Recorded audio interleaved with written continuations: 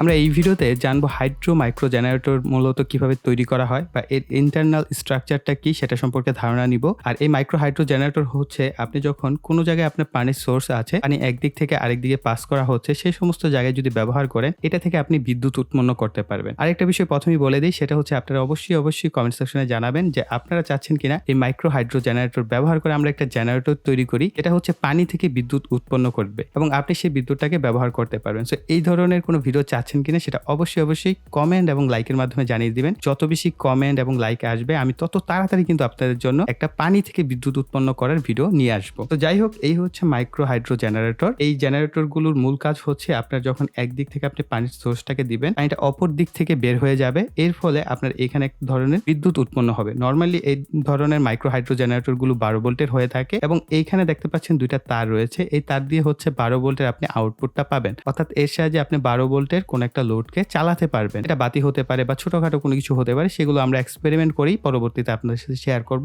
যে আসলে এই ধরনের মাইক্রো হাইড্রো জেনারেটর দিয়ে আপনি কি চালাতে পারবেন বা এর 12 ভোল্ট আসলে কতটুকু এম্পিয়ার দেয়, সমস্ত বিষয় আমরা এক্সপেরিমেন্ট করব যদি আপনারা চান পরবর্তী ভিডিওগুলোর মাধ্যমে। তো আমরা এক কাজ করি, এখান থেকে যে কোনো একটা ডিভাইসকে খুলে দেখি মূলত এর ভিতরে কিভাবে কি করা হয়েছে। আমি আপনাদের একটু বেসিক আইডিয়া দিয়ে দিতে চাচ্ছি। আপনি যদি এটার মধ্যে দিয়ে ফু দেন এবং এইখানে আপনি মিটার ধরেন, তারপরও দেখবেন এটার আউটপুটে কিন্তু ভোল্টেজ আপনি পাচ্ছেন, কিন্তু এটারও একটা পরিমাণ আছে যে এতটুকু গতিতে যদি চলে তাহলে আপনি এখানে 12 ভোল্টটা ফিক্সড পাবেন, আদারওয়াইজ ভোল্টেজটা কিছু কম পাবেন। তো এই ক্ষেত্রে অবশ্যই আপনার পানির সোর্সের ওই পরিমাণ ফোর্স থাকতে হবে, তাহলে কিন্তু আপনার বিদ্যুৎটা তৈরি হবে। আর এইখানে ভিতরের দিকে আমি যতটুকু ধারণা করছি ভিতরের দিকে একটি পাখার মতো আছে। আপনার এখান থেকে যখন পানিটা যায় সেই পাখাটা, এই পানিটা বের হওয়ার সাথে সাথে এই পাখাটা ঘুরতে থাকে, যার ফলে আমাদের আউটপুটে হচ্ছে ভোল্টেজটা আসে। তো আমরা আর বক না করে আমরা এটাকে খোলার ব্যবস্থা করি, যেটার ভিতরে কি আছে সেটা আগে দেখা যাক।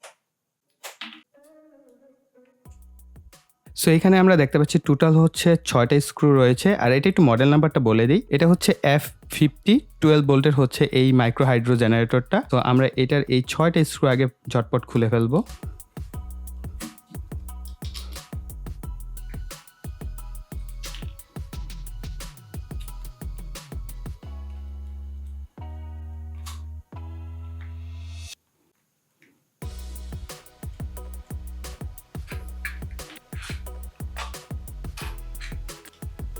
সো এটা হচ্ছে একেবারে উপরের কভার। এই কভারটা খোলার পর আমরা এর মধ্যে একটা সার্কিট পাচ্ছি। এই পার্টটাও সুন্দর মতো খুলে চলে আসছে। এখানে দেখেন কোনো কিছুই নাই, জাস্ট এই পাশ থেকে এই পাশ যদি আমরা দেখি আমরা একেবারে ক্লিয়ার দেখতে পাবো। তবে হ্যাঁ, এই পাশের যে ছিদ্রটা আছে এটা বেশ কিছুটা মোটা একটা ছিদ্র এর ভিতরের দিকের অংশে, আর এটা হচ্ছে কিছুটা চিকন।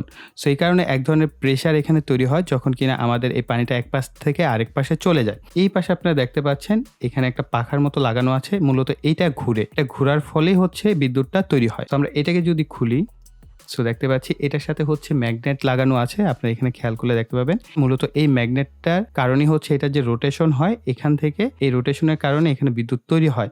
সো যেহেতু এখানে ম্যাগনেট আছে, অবশ্যই এর মধ্যে একটা কয়েল আছে। সো আমরা এটা একটু দেখি, এটাকে আমরা এই সার্কিটটাকে একটু খুলে নেওয়ার চেষ্টা করতে হবে।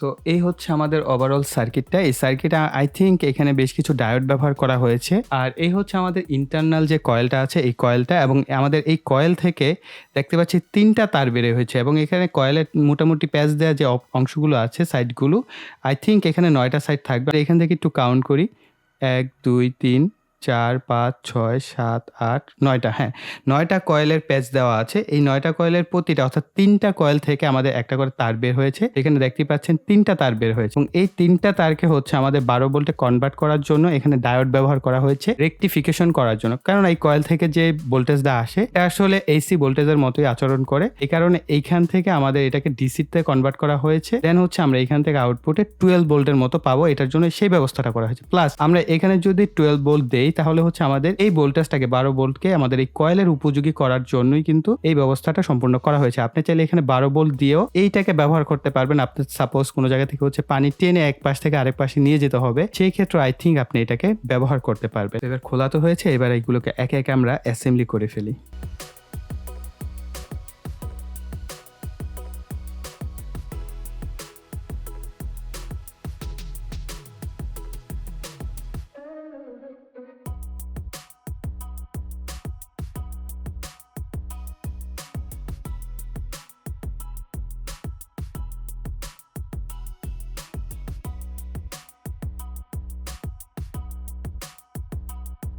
এর যে ইন্টারনাল স্ট্রাকচারটা সেটা আপনারা এখানে সম্পূর্ণটাই দেখতে পেলেন। আপনাদের জন্য একেবারে পুরোটাকে খুলে দেখালাম এবং আপনাদের আরেকটা জিনিস কমেন্ট করে জানাতে বলবো, সেটা হচ্ছে আমরা বিভিন্ন ডিভাইস এরকম খুলে আপনাদের সাথে এক্সপ্লেইন করব যে আসলে কোন প্রোডাক্টের ভিতরে কি থাকে। সো আমি এটার একটা নামও দিতে চাই, এটা হচ্ছে আমরা ওটিপি সিরিজ বলবো। ওটিপি বলতে এটা আবার ওই ধরনের ওটিপি না, এটার মিনিংটা আমি একটু শর্ট করে বলে দিই। এটা আমার নিজস্ব মিনিং, এটা আসলে কোনো ফুল ফর্ম নাই, ওরকম কিছু না। তো এটার ফুল ফর্মটা এরকম হবে, অপারেশন থিয়েটার ফর পার্টস। তো যেহেতু OTP, so operation theatre for parts, আমরা বিভিন্ন পার্টস পাতি খুলে দেখবো যেহেতু, তো আমি এই কারণে এটার নাম দিব ওটিপি সিরিজ। যদি আপনারা চান যে হ্যাঁ ভাইয়া এই ওটিপি সিরিজটা আপনি কন্টিনিউ করেন, পাওয়ার ব্যাংক হতে পারে, বিভিন্ন সার্কিট হতে পারে, যেগুলো আমরা ভিডিও করব, সেই ভিডিওগুলোর যদি কোনো প্রোডাক্ট মনে হয় যে হ্যাঁ ভাইয়া আপনি এই প্রোডাক্টটা খুলে দেখান, তাহলে আমরা হচ্ছে এই ওটিপি সিরিজটার উপরে সেই ধরনের ভিডিওগুলো নিয়ে আসবো।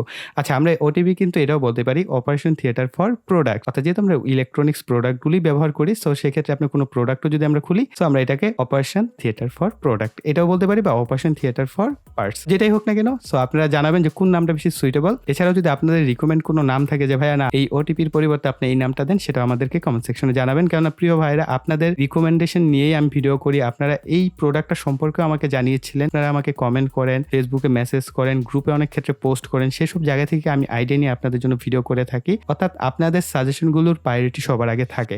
তবে কিছু ক্ষেত্রে আমি সেটা পারি না, সেটা হচ্ছে যদি সেটা বাজেট রেঞ্জের বাইরে চলে যায়, অনেক বড় কোনো কিছু হয়, সেটা আমার বাজেটে ইনভেস্ট করা পসিবল হচ্ছে না, তখন সেই প্রোডাক্টটা আসলে আমার জন্য করা সত্যি খুব কষ্টদায়ক হয়, বা ইচ্ছা থাকলেও করা হয়ে ওঠে না। যদি ওই ধরনের অনেক কিছু আছে যেগুলো আমি মাথায় রেখেছি আমার বাজেটের বাইরে, তারপর আমার পরিকল্পনা আছে হ্যাঁ ইন ফিউচারে আমার বাজেট বাড়বে ভিডিও করার পিছনে, তখন অবশ্যই সেই ধরনের জিনিসগুলো আমি আপনাদের জন্য অবশ্যই তৈরি করে দেখাবো। তো গাইস, এই ভিডিওটি এই পর্যন্তই রাখছি। আপনাদের জন্য অনেকগুলো কমেন্ট করার সাজেশন আছে, অবশ্যই কমেন্ট করবেন। ভিডিওতে যাওয়ার আগে একটা লাইক দিয়ে দেবেন, এটা আমাকে প্রচুর পরিমাণে মোটিভেট করে। আর যারা এখনো চ্যানেলটিকে সাবস্ক্রাইব করেনি, এই ধরনের এক্সাইটিং ভিডিও পাওয়ার জন্য চ্যানেলটিকে সাবস্ক্রাইব করে পাশের বেল বাটনটি অ্যাক্টিভ করে দেবেন পরবর্তী ভিডিওর নোটিফিকেশন পাওয়ার জন্য। সো এই বলে এখানে বিদায় নিব। সকালে ভালো থাকবেন, সুস্থ থাকবেন, টাটা।